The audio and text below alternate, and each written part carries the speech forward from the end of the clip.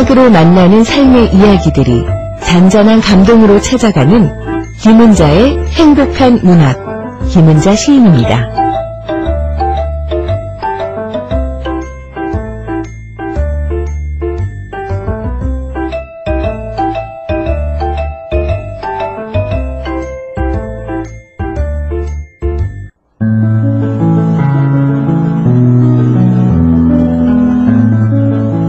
김은자의 행복한 문학.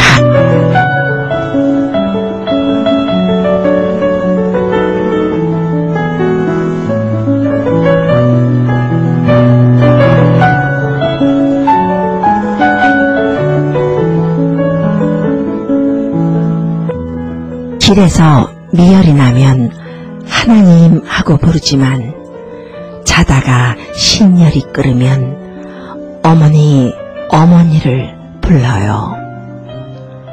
아직도 몸 아프면 날 찾냐고 쯧쯧쯧 혀를 차시나요? 아이고, 이 꼴 저 꼴 보기 싫다시며 또 눈물 닦으시나요? 나 몸 아파요. 어머니, 오늘은 따뜻한 명태국물 마시며 누워 있고 싶어요. 자는 듯 죽은 듯 움직이지 않고 부르튼 입으로 어머니를 부르며 병뿌리가 빠지는 듯 혼자 앓으면 아이고, 저 딱한 것. 어머니 탄식 귀청을 뚫어요. 아프다고 해라. 아프다고 해라. 어머니 말씀 가슴을 베어요.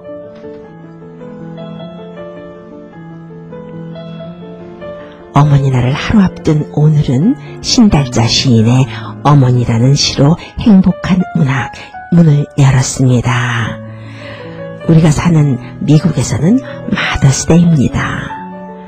나이가 들수록 아프면 어머니를 부르는 것이 우리들입니다. 어머니 살아계실 적에 뭐 그렇게 잘해드렸다고 어머니 다 떠나신 후에 나이가 들어도 몸이 아프기만 하면 어머니를 불러대는 건지. 이상하게요, 몸이 아픈 날에는 엄마가 해준 따뜻한 명태국, 콩나물국 뭐 그런 것들이 먹고 싶어져요. 염치도 좋게 말입니다. 어머니에게 붉은 카네이션을 가슴에 꽂아드리고 싶은 올해 둘째 주입니다. 이 즈음 꽃집에 가면 카네이션이 특별하게 보이는 건 나쁜 말일까요? 어머니 날에 어머니에게 카네이션을 달아주는 풍습은 미국에서 유래되었다고 합니다. 미국 버지니아주의 한 소녀가 어머니가 죽자 어머니가 생전 좋아했던 카네이션을 달고 한 모임에 참석했다고 합니다. 사람들이 왜 카네이션을 달았나요? 라고 이유를 묻자 어머니 은혜를 기리기 위해서 카네이션을 달았습니다. 라고 대답했다고 하는데요. 그 말에 감동한 사람들이 어머니의 추모의 뜻을 기리는 꽃으로 카네이션을 정하고 전국적으로 확산시켰다고 합니다. 꽃도 꽃이지만 꽃 자체가 그렇게 화려하지는 않아요. 그러나 다른 꽃들과 비교할 수 없는 강인함으로 끈질긴 생명력을 지니고 있어서 한 번 심으면 아무리 추워도 매년 피어난다고 하는데요. 꽃향기도 좋아요. 그 옛날 엄마가 쓰던 붓 냄새가 나는 것 같기도 하고요. 김은자의 행복한 문학. 오늘 이 시간에는 세상 모든 어머니들에게 카네이션 꽃을 한 송이 선사해드리려고 합니다. 어머니가 돌아가신 분들에게는 어머니에 대한 그리움에 절절해지고, 어머님이 또 살아계신 분들에게는 엄마한테 좀 더 잘해드려야지 이렇게 다짐하면서 행복해지는 시간입니다.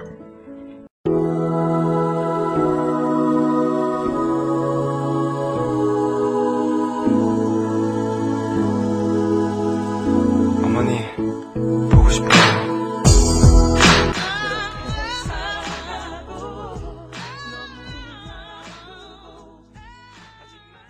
지난 7년간 시콩을 진행하면서 뉴욕 동포 여러분들에게 한국의 아름다운 시를 소개했다면 행복한 문학, 이 시간에는 시, 수필, 소설, 또 한국의 저명 문인들과의 인터뷰 등 혹은 동포 문인들의 인터뷰 등 다양한 장르로 여러분들과 함께 하려고 합니다. 동포 사회의 한국 문학의 저변화, 그리고 작게는 문학으로 소소한 일상의 나눔의 시간입니다. 어머니 날을 맞이해서 오늘 특별히 소개해드릴 수필은요, 안문자 수필가의 어머니의 생선 냄비입니다. 아마 이 글을 들으면 여러분들 모두 어머니에 대한 추억을 떠올리실 거예요. 편한 자세로 일하시면서 들어도 괜찮겠습니다. 수필 한 편 듣고 돌아오겠습니다.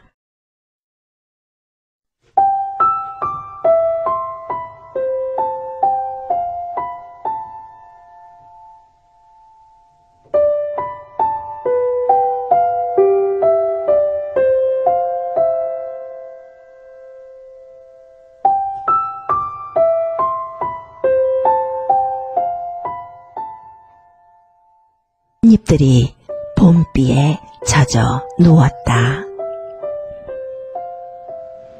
햇볕을 받은 하얀 꽃잎은 생선의 비늘처럼 반짝인다. 생선 토막을 흐르는 물로 씻는다. 생선은 다듬기가 싫어서 말이야.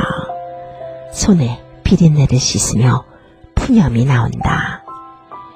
생선은 손질하기도 싫지만 조리는 건 더 어렵다. 맞아. 조림은 엄마가 맛있게 하셨지. 순간 어머니가 가르쳐 주시던 말씀이 떠오른다. 문자야, 해보거라. 냄비에 기름을 슬슬 묻힌 후 물을 깔고 생선 토막을 무 위에 가지런히 요렇게 고추장에 갖은 양념을 넣고 잘 풀어서 이렇게 살살 붓는단다. 생선이 부르르 끓으면 타지 않게 얼른 불을 낮추어야 돼. 자박자박하게 끓고 있는 생선 위로 국물을 떠서 살살 뿌려 양념이 고르게 배도록. 곁에 계시는 것 같아 두리번거린다. 나는 언제나 생선이 탈 것 같아서 중간에 물을 붓곤 한다. 조림은 실패다. 조림인지 찌개인지 쿡쿡 웃음이 나네. 아, 어머니의 생선 냄비. 요리 솜씨 없는 칠칠치 못한 딸에게서 잘 얻어먹지 못하는 사위를 위해서 일게다. 조그만 냄비에 생선조림을 자박자박하게 끓여서 갖다 주곤 하셨지.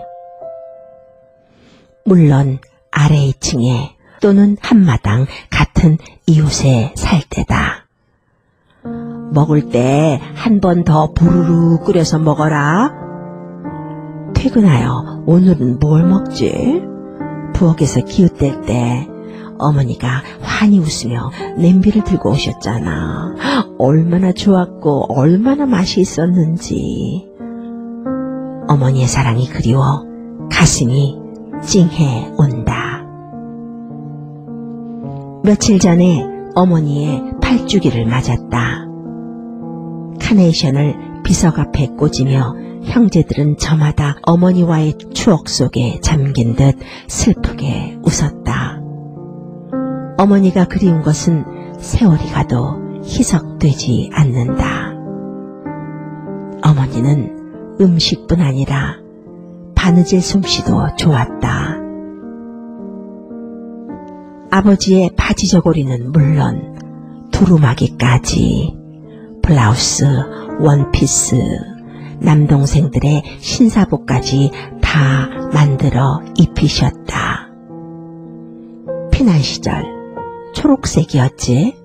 구제품을 뜯어서 오글오글 주름 넣은 원피스에 머리에 리본까지 꽂아주어 나를 즐겁게 해주셨다. 신이 나서 학교에 갔더니 남자애들이 놀려댔다. 양색씨, 양색씨. 울면서 집에 온 나는 어머니의 따뜻한 품에 머리를 묻었다.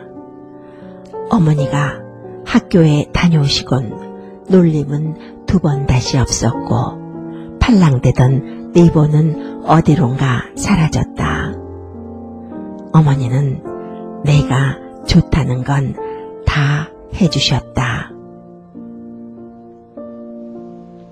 쇳덩어리에 숯불을 넣고 꼬부리는 파마머리, 허리가 날씬하게 들어가는 스웨터, 인조견이지만 빨간 치마에 반호장 저고리, 나비 모양의 머리핀과 방울 반지까지 어릴 때 해주셨던 5만 가지 예쁜 것들을 늙어가는 딸들과 며느리들에게도 계속 주고 싶어 하셨다. 예쁜 그릇이나 컵, 꽃병, 조그만 바구니들. 아, 귀여우셨던 우리 어머니. 어머니 날은 쓸쓸하다.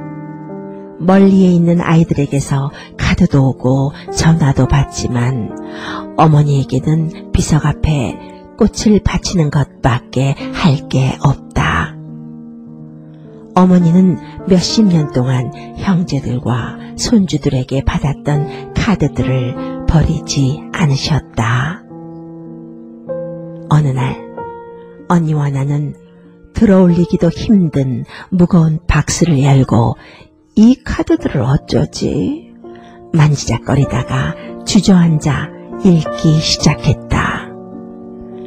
카드의 꽃들이 너무 예쁘고 사연들은 눈물겹게 재미있었다.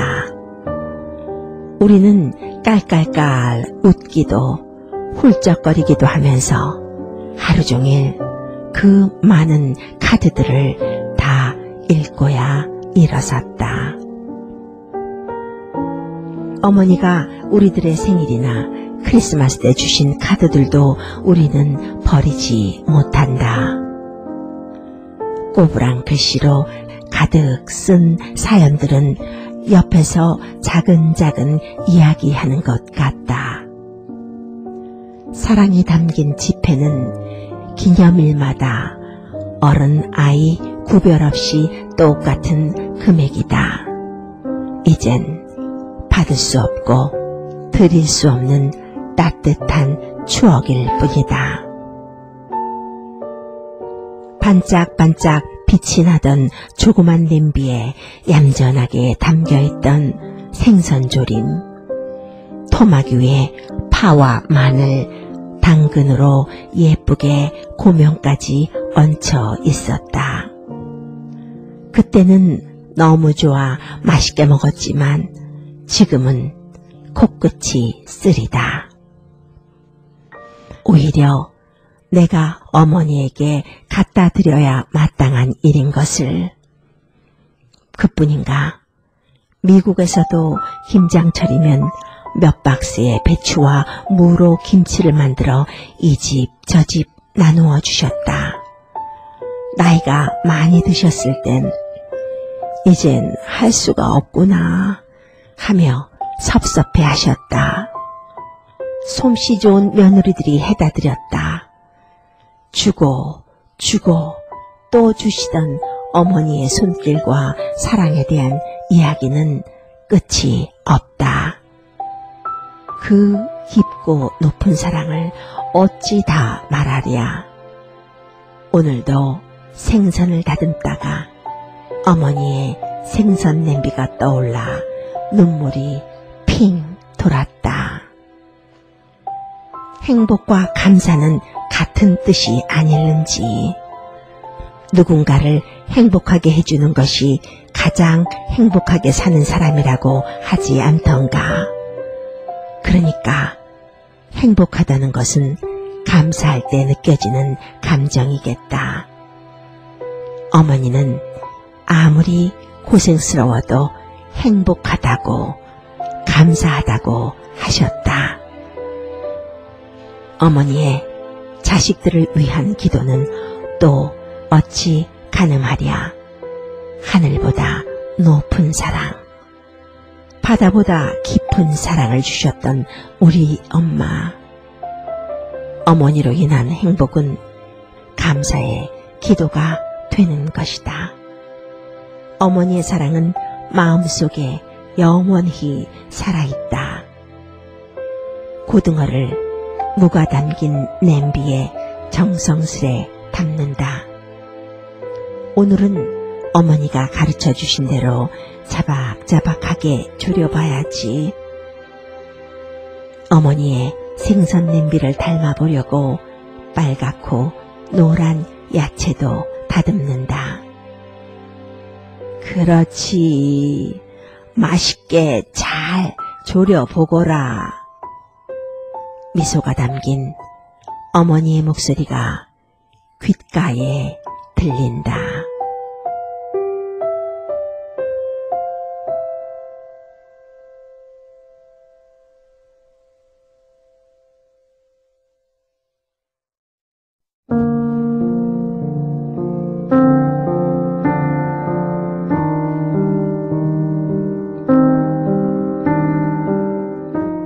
한국에서는 5월 8일이 어버이날이죠.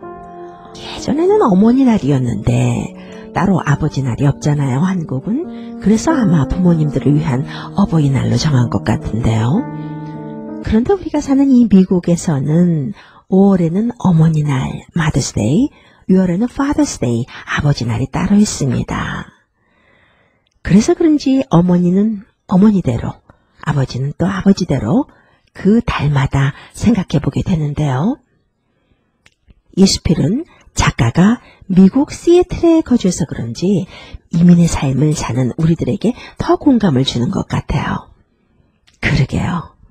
어머니날이면 아이들 다 크면 각자 각주에 흩어져서 서부, 동부, 어떤 자녀들은 형편에 따라서 또 하와이까지 그 멀리 떨어져서들 다들 살잖아요. 그러니까 어머니날이면 더 쓸쓸해지는 것 같습니다. 이 수필을 여러분들에게 소개해드리면서요. 역시 수필의 맛은 평범함에 있는 게 아닌가 싶었습니다. 평범함이 가장 위대함이다 라는 말도 있잖아요. 이 보잘것없는 것들이, 작은 것들이 첩첩히 쌓여있는 것이 위대함입니다. 작은 것에서, 평범한 일상에서 비범함이 나오는데요. 누구나 경험한 적 있는 그렇고 그런 언젠가 경험했던 것도 같은 그런 체험들, 그런 것들을 작가 나름대로 참 맛있게 표현해 주셨어요. 역시 경험에서 나오는 힘이 바로 수필의 매력이기도 합니다. 예, 어머니 날이 가까우면 정말 어머니가 더 많이 생각납니다.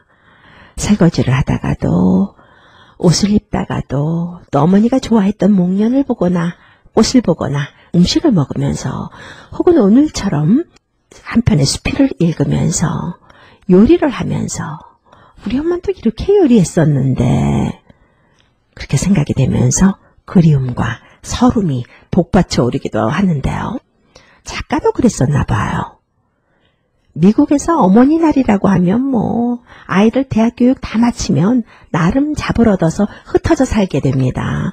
어머니 날 무슨 명절이 사실은 더 쓸쓸한 날이에요. 작가의 말처럼 전화나 카드는 옵니다만, 또 선물은 옵니다만 옆에서 자식과 함께하는 시간만 하겠나요? 그러면서 더 생각하게 되는 거죠. 우리 엄마도 예전에 이랬겠다. 혼자 쓸쓸했겠다 생각하게 되는 거죠. 그럼에도 불구하고, 부족함에도 불구하고 내리사랑이라 그런지요, 늘 베풀고 사랑으로 감싸 안아주었던 어머니의 사랑을 다시 한번 깊게 되짚어보는 글이었습니다. 이 수필 중에서 참 명장이 있어요. 행복하다는 것은 감사할 때 느껴지는 감정이겠다. 어머니는 아무리 고생스러워도 행복하다고 감사하다고 하셨다 라는 문장이요. 행복과 감사, 똑같은 말이고요. 행복해야 감사한 거고요. 또 감사하면 행복한 겁니다. 불평하고 결핍만 눈에 보이는 우리들에게 어머니가 들려주는 말이기도 합니다. 어머니 날을 앞두고 어머니에 대한 그리움으로 꽉 차게 만들어주는 수필 한 편이었습니다. 이 글을 쓴 안문자 수필가는요, 한국에서 연세대 신학과와 기악과를 졸업했습니다. 2006년 수필문학을 통해서 수필가로 등단했고요. 현재는 시애틀에 거주하고 있습니다. 한국일보 삶과 생각 필진으로 활동하고 있습니다. 수필을 소개하다 보면 시가 생각나고, 시를 소개하다 보면 수필이 생각나고, 또 소설이 생각나고 그럴 때가 있습니다. 어머니에 대한 그리움과 아쉬움이 꽉 차오르면서 기영도 시인의 엄마 생각이라는 시가 생각나네요. 열무 30단이고 시장에 간 우리 엄마 안 오시네. 해는 시든지 오래. 나는 찬밥처럼 방에 담겨 아무리 천천히 숙제를 해도 엄마 안 오시네. 배춧잎 같은 발소리 타박타박 안 들리네. 어둡고 무서워. 금간 창틈으로 고요히 빗소리 빈 방에 혼자 엎드려 훌쩍거리던 아주 먼 옛날, 지금도 내 눈시울을 뜨겁게 하는 그 시절, 내 유년의 윗목.